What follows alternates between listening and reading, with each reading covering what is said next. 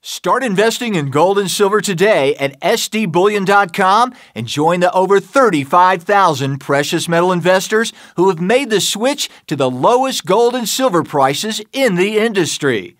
SD Bullion recently claimed a spot on the prestigious Inc. 500, making them one of the fastest-growing bullion companies in the United States. With low bullion prices and over-the-top customer service, SD Bullion is setting the standard for precious metals transactions. Visit www.sdbullion.com today and start saving on every precious metals purchase you make.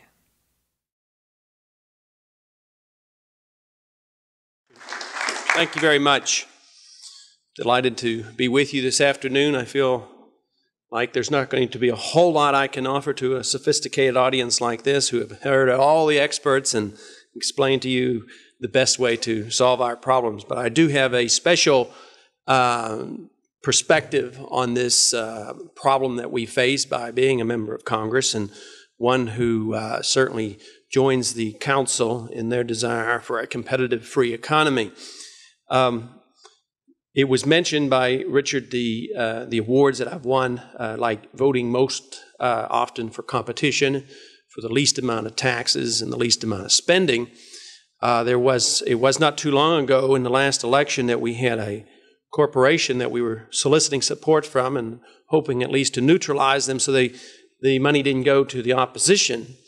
And we sent word to them we were seeking their support, and the spokesman came back and said, well, yes, we sort of like what he's doing, but he's not pro-business. And, of course, we found out a little bit more about what pro-business means, and I'm sure you can guess.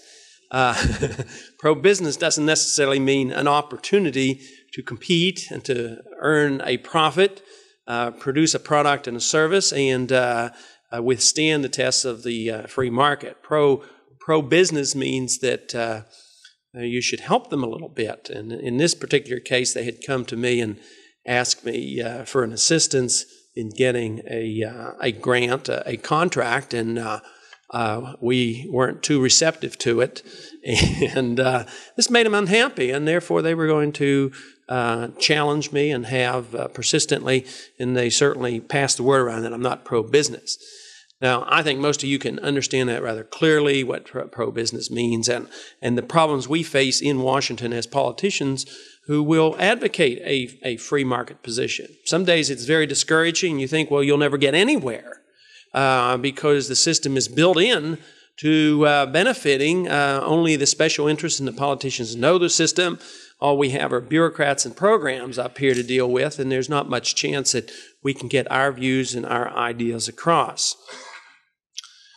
I think there's every bit of reason to be optimistic, even though we have those down moments. There has been a tremendous change. I first went to Congress in '76. I lost after that, but it was an early start for me in '76. And I would say compared to '76 till now, there's quite a bit of difference about what's happening. Not necessarily in legislation, but what's happening in the country and among groups like this. And that's where the difference is. I was fortunate enough not too long ago to be invited to a group in Milwaukee, a free market group that I was very impressed by. Just the other night I was invited up to Newark, New Jersey. And this was, they said, when the information came to me from the staff, they said this Chamber of Commerce group wants you to talk up in Newark. And I stopped and I said, Newark wants a Chamber of Commerce, wants me to talk? I said, do they know, who I am? And they said, oh, yeah, they know. They want to talk about free enterprise, and they believe in it. And I said, are you sure? And so the conversation went back and forth. And they said, yes, they really believe in free enterprise, and there's some good guys up there. And they know exactly your voting record, and they want you to come up and defend it. And I said, well, I need some more credentials, and finally I got some more information. Seems like Richard might have even recommended them. I can't recall who all said, but they said, yes, it's a good group. They know what they're doing, know what they're talking about. And I thought, well, the real test will be this. I said, well, if they're really, really serious, and they did ask about talking about the gold standard also. I said, see if they offered an honorarium. I said, see if they'll agree to the contract and pay me in gold. And sure enough, they came back and they said they'd pay me in gold. So I thought, well, I guess for the first time, I'll come north of the Mason-Dixon and east of the Mississippi, and I'll venture in. And but it was a delight. I mean, it was a good group. It had a foundation associated with the group. And I think it's very encouraging to know that this exists outside of Texas. You know, I thought only Texas had the good guys. So, but ideas are changing. The rhetoric's getting a little bit better in Washington. I still think we have a long way to go in Washington to correct the ills. I am a firm believer in the saying that ideas do have consequences. But I take this into consideration in light of the fact that politics sometimes move and meander about for non-essential reasons. It isn't so direct. I think that most people still do vote for very, very superficial reasons. And this can almost be used to our benefit as well, because in spite of my voting record, which is rather definitely defined as far as not voting for subsidies, even for my own district, which becomes difficult to defend in a political campaign. For instance, we have 3 major projects in our district that would be considered federally necessary to exist. And we need the federal government. That is the Port Authority, which needed more money, the flooding areas that needed federal flood insurance, and also the NASA project, which is rather large for Houston. And sometimes you can get away with a bad vote if they don't know about it. But those 3 issues were used day in and day out against me in the campaign and said, Ron Paul doesn't even care about his own district. He votes against us all the time. And it's principally a Democratic district, so it isn't a partisan thing that was going on. I'm not in an 80% Republican district, so I wasn't guaranteed an election regardless. It's principally a Democratic district.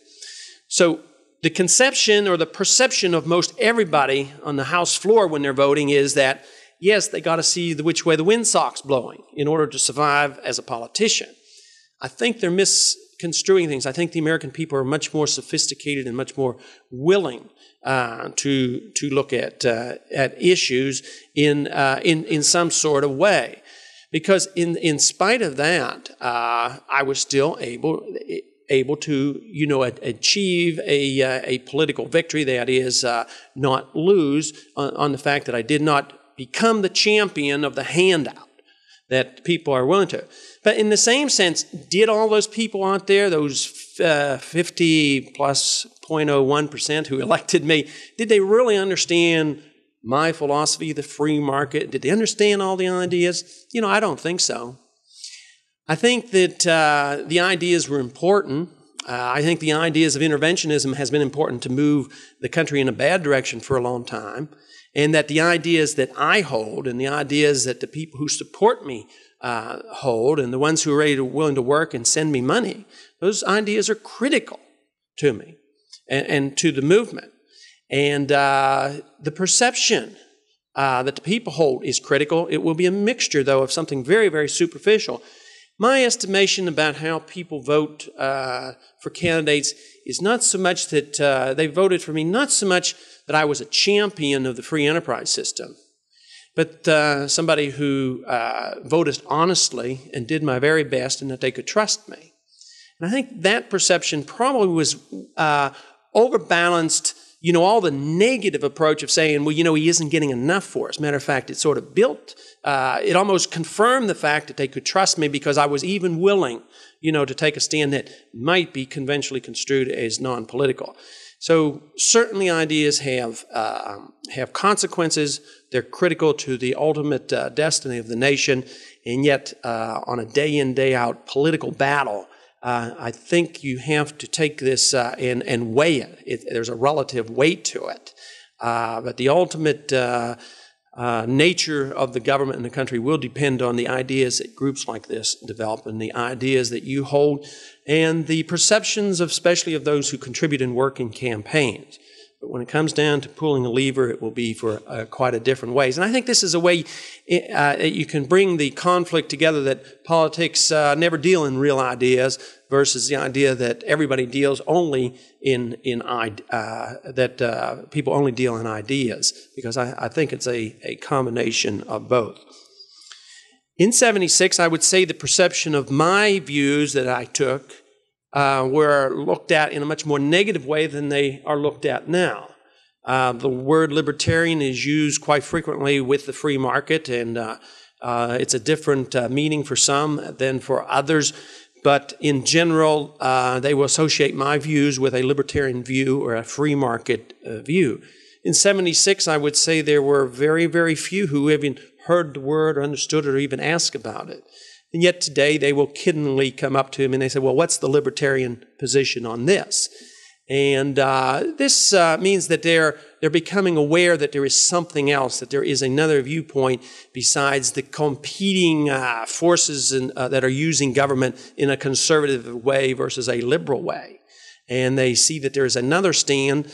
And over time, I hope I can persist with gaining respectability for it, in that that they respect the view. They might not agree with it, but I find that they're not ashamed of it, because even though they might not be anxious to take those rare stands on the House floor that are dangerous politically but correct philosophically, but if there happens to be a rating where there's only 5 or 10 votes and they happen to do well on it, more or less accidentally, but my name is associated with it, it seems like they would like to use that. They would like to benefit, and go back, march into their district where they may have been voting too liberal, and go to their conservative friends and say, look, see, I have credentials now. I voted with somebody who knows and understands and believes in the free market. So they do want to cling to somebody or some things that are related to sound principles. Yesterday, we had a pretty typical example of the conflict of those who would like to deal in ideas, who would like to follow the general rhetoric of what's been happening in the last several months, versus the old problem of the political interpretation of what they should do with a vote. And this was the agriculture bill. And I think it's interesting if I just tell you a little bit about what happened, because it tells you about what happens generally in legislation. The vote came up. We were ready for final passage. The committee member, who's usually managing the bill, standing at the desk, and he was standing there, and he's usually the one responsible for getting a recorded vote. And the minority side usually asks for it, because we're usually on the losing side of a particular vote. And this was a large appropriation. But as it came up, and everybody had hung around from the last amendment vote because they knew final passage would come up and there would be a recorded vote. And all of a sudden the speaker looked and paused for a minute, and the fellow sat down and it was passed. I mean, it was hardly by a whisper. And this multi-billion-dollar budget was passed. It was many billions of dollars over the, hold back, I don't know exactly how many dollars over, but it was over the president's request. And there's a question of whether the president might even veto the agriculture bill, because it's higher than the budget resolution. There was no recorded vote. And the main reason was this. There are a lot of conservative Republicans in the Midwest who believe that they cannot ever vote against an agricultural bill and get reelected. If I can vote against NASA and get reelected, they ought to consider it, you know. But they said we couldn't do it, and they didn't want to. Of course, if they voted for it, then they would say, well, there you go, you voted to break the budget. So, of course, it would be better not to have a vote.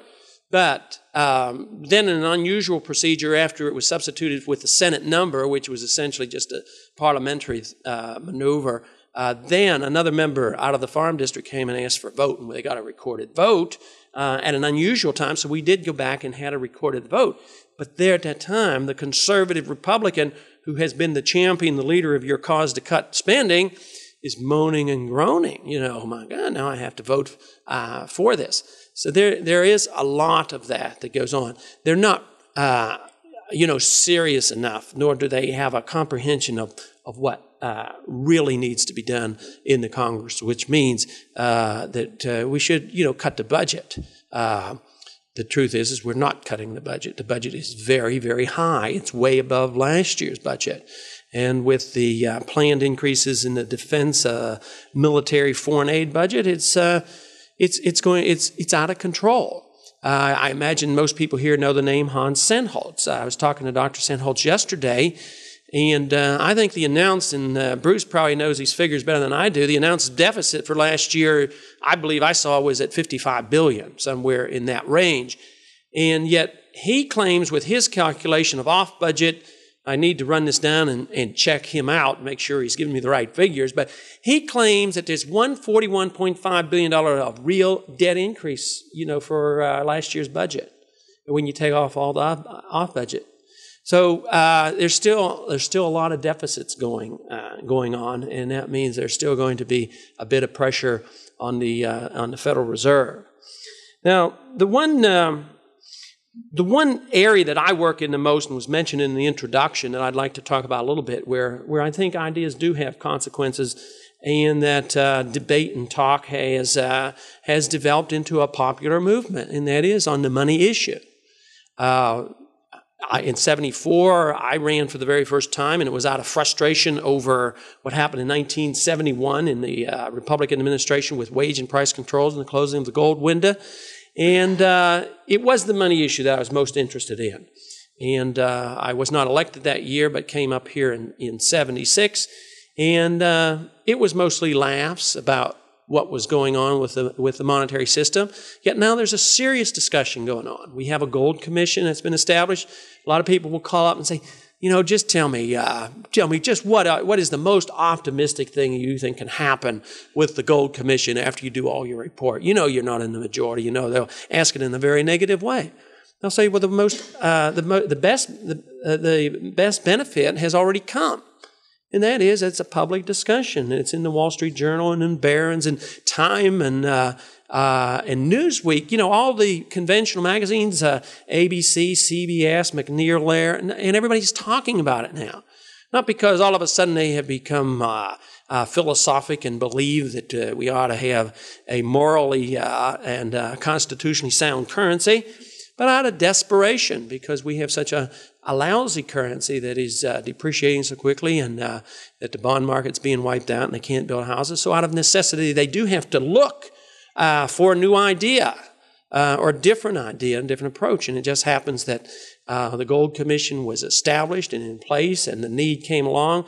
The Commission certainly has been the vehicle for the discussion. The need has blended in, and there's a very, very serious discussion going on. We will have our third meeting for the Gold Commission on Monday. So this is an event that moved much quicker than I ever dreamed. I would have thought that it would be several more years before a serious discussion would occur. And I'm even now lean toward more pessimism and say, there's still no chance that anything's going to happen. It's going to be a long time. But there are others who believe that you should have a gold-backed currency who are much more optimistic and think it could even occur within months. Now, I don't happen to believe that. But I was surprised about the rapidity of the changes that have occurred since 76. And I am hopeful for that. I do believe, though, that the idea put out by Hayek, or at least popularized by Hayek, I can't believe he was the originator, that is, of competing market currencies. And this is catching hold. Can you imagine? The Chamber of Commerce is pretty soon going to be, I'm going to be championing the Chamber of Commerce. They wrote about it in the Wall Street Journal yesterday and talked about competing currencies. So, and looking back in just another aside on who may be on our friends, in the debates in 1968 when we took off the 25% cover, the Small Bank Association, the small group of bankers were strongly disapproving the removal of the gold cover. The ABA was for it, but the smaller banks were for it, for holding on to a gold currency. And I still run into a lot of bankers, and usually, so often, hard money people say, well, the bankers, are inflationists. Well, some of the big bankers are, but there are a lot of bankers who believe in honesty and sound money. And I think that we're moving in the right direction. And and quickly, because somebody did take the time to write down an idea and something that I can hang my hat on and to use, and in some way or another popularize it or get voted for other reasons. I might not be able to explain all those things well enough to all my constituents, but if I can convince them, I'm going to do my very best to give them something that we would call an honest currency, and they trust me, yes, then the ideas will have a consequence when I go to Washington and try to implement these ideas, regardless of how I get there. And this is some of the political mistakes made by some. They believe that if you're a purist in thought and you're going to go to Washington to be a purist, therefore you have to put everything out on the table exactly as it would be, and everybody understands every iota of anything you've ever said. Well, that sounds good, and your workers should understand everything you believe in, but in a campaign, that's not true. In a campaign, it's going to be votes coming for various reasons, very, very superficial reasons. And in politics, you take your votes how you get them. You don't refuse a vote because somebody's voting for you because they misunderstood you. And you say, well, I don't want your vote because I'm really not for that. You know, you just live in the real world of politics. But when we get there, we have to do something. Which is most important? This is often a debate. Is the idea world more important than the political world? And I had somebody come up to me the other day and they tried to discourage me. They say, it's time you drifted away from the world of ideas and got more involved in the world of politics. Get your political action committee going and start, you raising money and getting certain members into the Congress, which is a reasonable suggestion for somebody who does deal in politics. But he was de-emphasizing and said, the groundwork has been done. We've done the work, and everybody knows what the free market ideas are, and we don't need to concentrate so much in the educational aspect. Well, I don't think that's quite true. I think we still have a lot more work. But I don't say that education is the only thing and politics is nothing. I've had some very good libertarian friends who say, yes, educate yourself, take care of yourself, help your neighbor and educate your neighbor, but forget about the government. The government's the enemy. You can't change government. You can't even participate in government. But I don't buy that, obviously, or I wouldn't be here. I can do a little bit better staying in Texas. I don't have to come up here and run around if I didn't believe that some form of government is necessary and good and that we can change it, and feel very fortunate that we have a government and a system free enough where we can change it, where we can get involved, where we can go out and do something. And I think that's so important. But the ideas, I think, are critical, and we have to work with them. We have to continue with it. What's so wonderful about it is in a group like this, some might be more inclined to working only with ideas and others only in politics, and, that's fine. But I think it takes both. I think the ideas have to be there, and you have to have an ideological movement before the politician can do anything.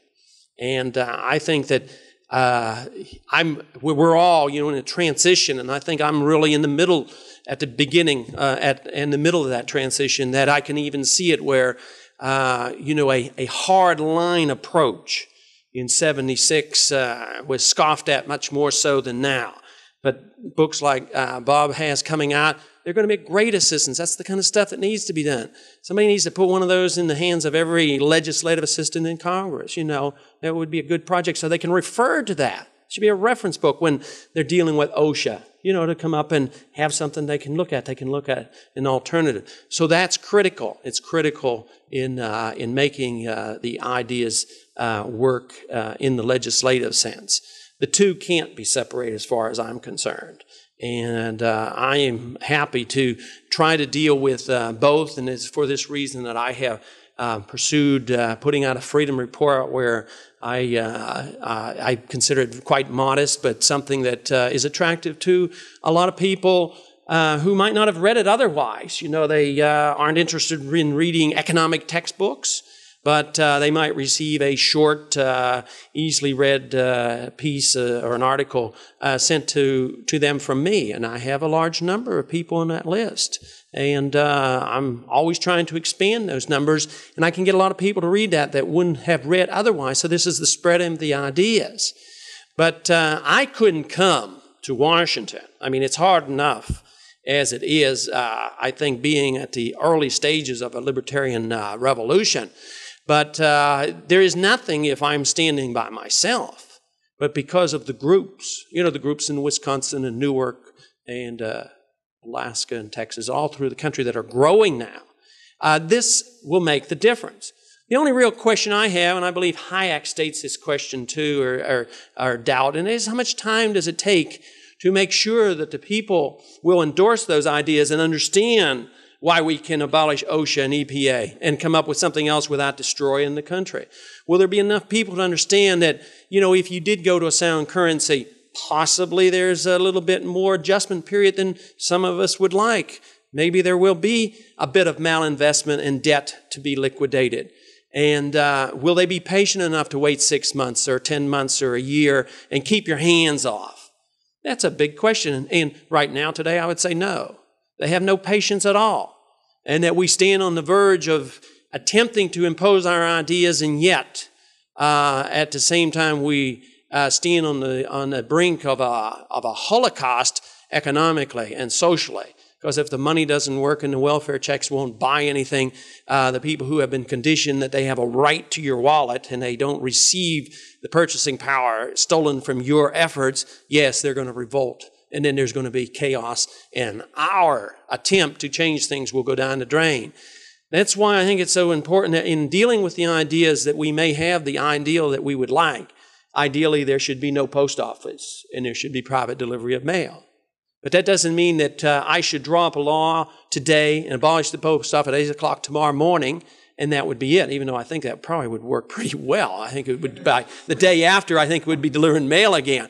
But as a suggestion that the people might accept a little easier is just legalize the right for you to deliver your first-class mail. And the transition would come, and that's why I think the idea of competing currencies is so good. And something that is achievable. I'm optimistic enough to think that we may get a major part of that into the majority report. They would never accept the idea that tomorrow we will quit monetizing debt and we will have a gold currency. That's not going to happen. But they see the true anti-gold pro-paper person is less threatened by gold and say, yeah, if you kooky people want to hold gold coins, go ahead. And we'll mint coins and let you have them. I think it'd be more difficult to get rid of the legal tender laws and get rid of the taxation on the buying and the selling of the gold. But we're making inroads into this idea that we ought to have it stand on its merits, the paper money versus the gold money. So I am very, very hopeful. I think psychologically, if nothing else, even if we didn't start using the gold immediately, psychologically, if the Gold Commission came out at March 31st and said the Treasury will now mint 1/10, 1/2, 1/4, an ounce gold coins and to be sold to the American people, and the liberals say, oh, that's great, we're going to mess up the South Africans, and they'll say, yeah, that's good, we'll sell them and let the people buy them. And let them mint them as often as possible. I've always worried about a lot of people who aren't too convinced we have the gold at Fort Knox, and I don't even know if we do. But and they won't audit it, so I figure, well, let's sell it. That'll be the best audit ever. We'll find out if it's there. Let the gold. And I used to believe more strongly that the gold had to be in the hand of the government because it had to be a government 100% gold coin standard, and we couldn't do it on our own. But I'm more convinced every day that the safest thing we can do is secure our liberties, allow the marketplace to work, and get the hands in the hands of the people. Get the gold in the hands of the people. And it would work. I mean, we wouldn't have to worry about it. Matter of fact, even it would be a tragedy if the gold didn't exist in Fort Knox. But even without it, I think that with freedom and with the incentives that come along with a free market, the market could handle it. The gold would come to the country. We would become productive, and prices would adjust. So it's a matter of convincing the people that they don't have anything to fear about freedom. I think that it takes a lot of understanding about the transition so that we can teach them to keep their hands off. Very often I compare this to what happens when and this doesn't happen quite so much as it did a few years ago, but when penicillin first came out, the physician was inundated with people coming in because penicillin was given so carelessly. Patient would come in, would have a viral cold, and I want a shot of penicillin, doc, you know. And so, well, you know, the patient's pressuring the doctor's harassed, and the doctor's going to make an extra $10, so he gives him a shot of penicillin. It doesn't do anything with the cold, and it complicates things. It makes his condition worse because penicillin is dangerous to those people who are allergic. It makes bacteria so that they're not susceptible to the penicillin. So it has all kinds of potential complications if you give antibiotics carelessly. That's the way it is in the economy. You know, if you keep your hands off, things will solve the problems as well. And it takes a good doctor who can say, but you need to go home and take a rest and just let things be, you know, and we don't need to be interfering with you. But today, I'm afraid, really what we face is the crisis soon if the unemployment rates jumps to 10, 11, 12%. Is the Federal Reserve going to say tight, you know, and are they going to turn the money supply loose? And what will happen to the unemployment benefits? What will happen to all those programs? Our side is still too weak. And that's why the efforts that have to be made in the educational field, I think, can't be underemphasized. I don't feel secure that we have done all the work necessary educationally. And we have to popularize them. Even though it is true that a movement only needs 3 or 4% of the people totally dedicated and understanding it, you still have to have a consensus of the people not to fear what you're doing and be convinced that you're right, and you have to be leading the way in a conventional sense with the media and the government and people getting up and standing up and leading so that people do not panic. And that's what we need. We need time. I believe if we had a monetary and economic catastrophe tomorrow, the next day, or the next year, the net result would be negative. I think that we would lose more freedoms. But I believe that if we had some more time, the chances would be much better that the groundwork will be done and that we can impose change if we can get the people to understand that a price probably will have to be paid. I haven't bought the argument that there will be no price to pay for the unwise spending of the 50 years and the unwise inflation. If it were so easy to go from where we are and say that we can wave a magic wand and don't worry about deficits don't matter and all this, and say that we can go to a gold standard and interest rates are going to come down and everything's going to be all right. Do you know that's the best argument I've ever heard for 50 years of inflation? Man, I'd do that. I'd go for 50 years of inflation if we can switch our direction and there's no penalty pay. Now, that's the tough part. Who's going to bring it on and say, yes, this is it and we must do it? But I'm optimistic to think that we're in better shape than we were. The movement certainly is growing for those who believe in individual liberty, and that it has to be kept going. But I believe that we're at a critical stage, and I believe in the next few years you're going to see the results. Let's just hope and pray that we don't have an international or a national catastrophe that sets us back. So to me, it's most important that groups like the Council for Competitive Economy are encouraged and continue to be supported. They need to help. They are effective. Congressmen, by the way, Rich, are very, very much aware of ratings. You get some respectability and they hear about this and they don't like to be rated low. You know, that's bad. So keep it up. Do 2 or 3 a year or something. Keep after them. Tell them they rate lousy and send it to their district or something, you know. But they don't like to be rated, and if they're rated poorly. So I think all these things are great, and you should be encouraged and thanked, because I'm convinced that groups like this and National Taxpayers Union and others are very, very much of a help to me. And someday soon we're going to get several more dozen over here that believe the same way. Thank you very much.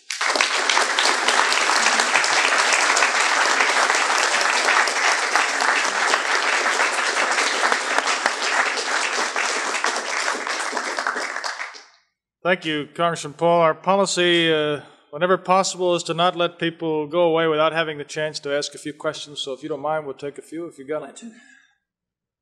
Questions? Yes, sir. Votes in the ballot box are essential to public opinion and changing public policy and for electing people the likes of Ron Paul. and others who respect what the Council for a Competitive Economy stands for: limited government, individual freedom, free market economy, and economic growth with the investment of private capital resources and the privilege to accumulate. And we have language barriers because of the influx of many foreign elements into our country that don't know what the legitimate functions of government or free society really are.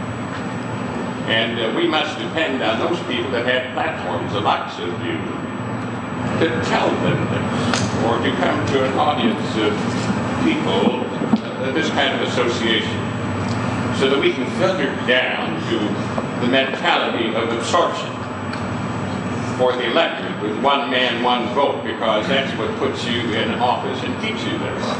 And once you get off away from the practice of medicine, your life's work, and get into another vocational activity or forgotten country, and in order to sleep on a pillow stuffed with the feathers of a clear conscience, not necessarily as a politician, but a statesman, you don't want to evade the truth.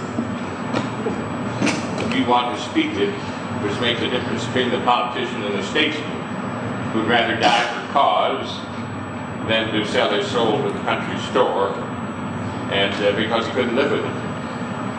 And I think that this country has been based on high principles.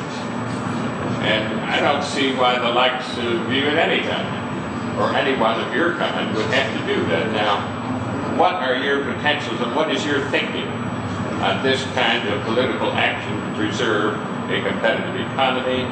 Because freedom follows the free market like night to day. And when the economy is free, we can attain those nice things. And you're thinking along the terms of what am I going to do outside the legislative realm, and what can I... Recommendations which you have to change, not here in Washington, because you're on a merry-go-round here all the time, and I tell you there's a lot of confusion. But let me tell you, the thing that puts you in office is back in your hometown, right, your own area. Well, I don't know if I understand the question completely, but I think that is part of the responsibility and the obligation I have is to continue to communicate with these people and anybody and everybody else that I can, for them to understand, what the issue is all about and what the philosophy is all about. But I think this is done differently by everybody. So you have a translation in Spanish now. You have many Spanish-speaking people down. No, I don't. Or don't you in your area? Oh, well, there are some Spanish-speaking people, but I don't speak Spanish. I have enough trouble understanding this all in English, You could get someone to do that for you. Yeah. What is the mechanism for going to a gold standard? In other words, if Reagan woke up tomorrow morning and was convinced that this was the only thing to do, what is the procedure? There are different procedures. I have one that is proposed in the form of legislation, and it would essentially say that there would be no more monetization of debt. The government would live within their means, and the Federal Reserve note would be redeemed at a market value of gold set in 1 year. And the government would get out of the business of monetizing debt completely and totally, and their budget would be balanced. But there are various other forms, and this is a difficult question. I don't know the very best because, matter of fact, today I was talking with Murray Rothbard on this very subject, and he has some questions in his mind too, and I respect him as being one of the brightest free market economists.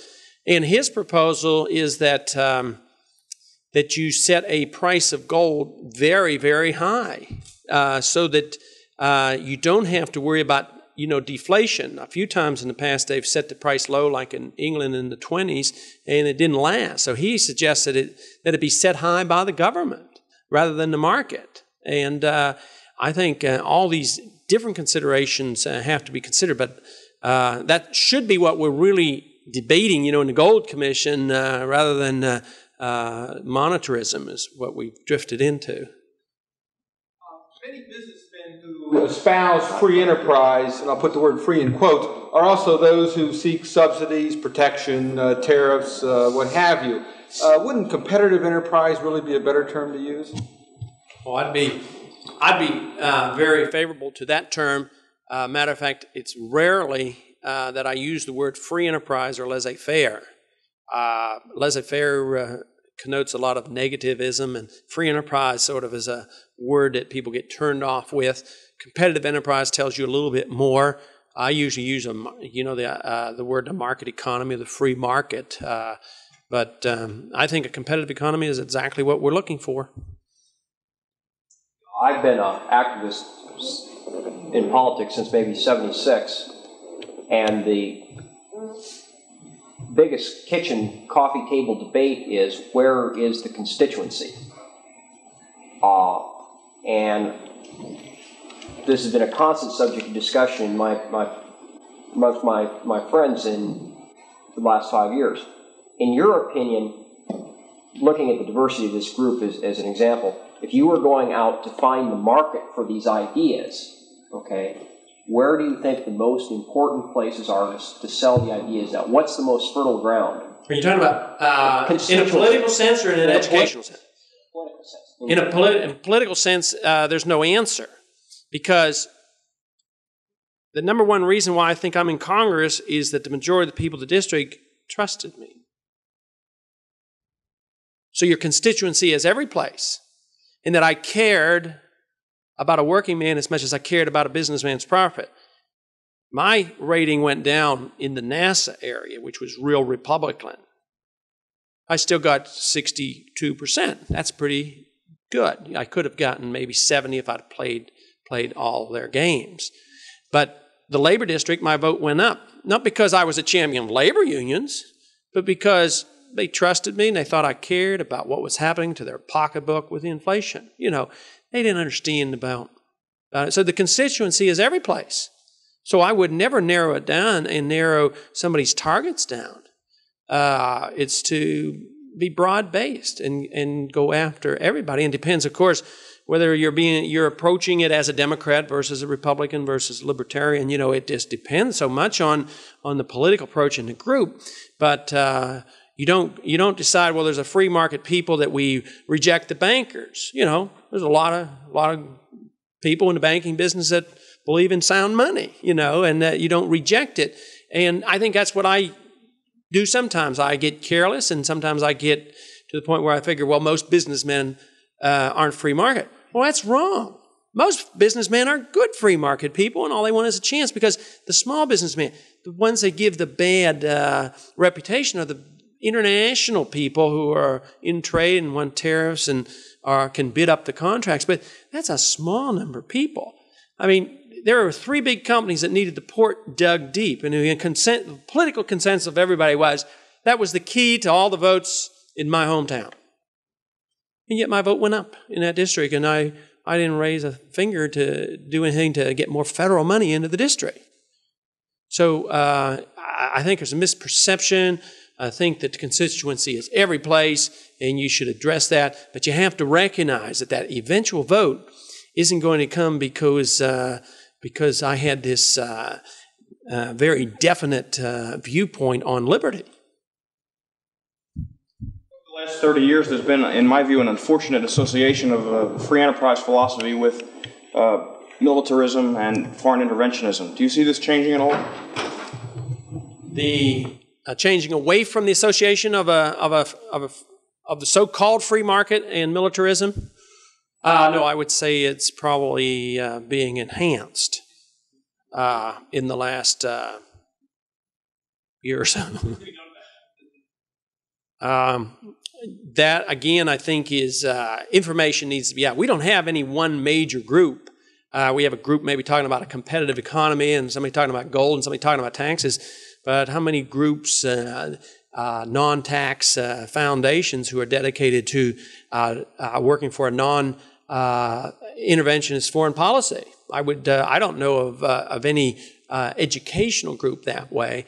But I know one thing, that if you want to talk about a good subject with average conservative Republicans, I can get them applauding every time about, do you think it's time we ought to quit paying for the defense of Japan when they take the money and give it to their car companies?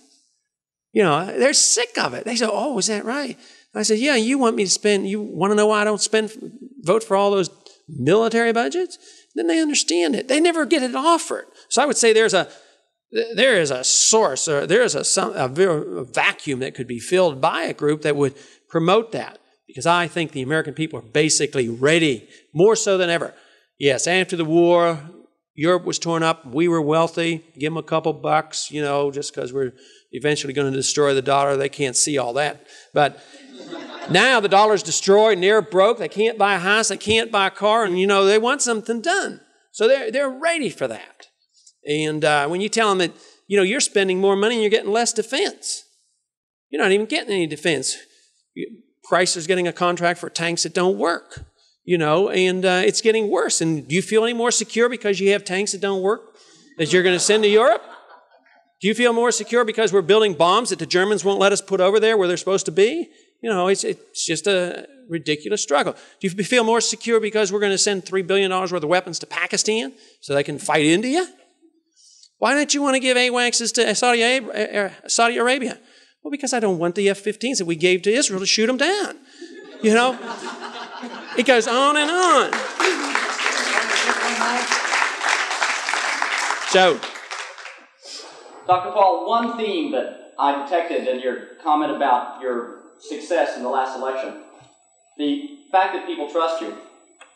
I know that you've used the ethical perspective on the free market, arguing that it's not just efficient, but it's morally correct.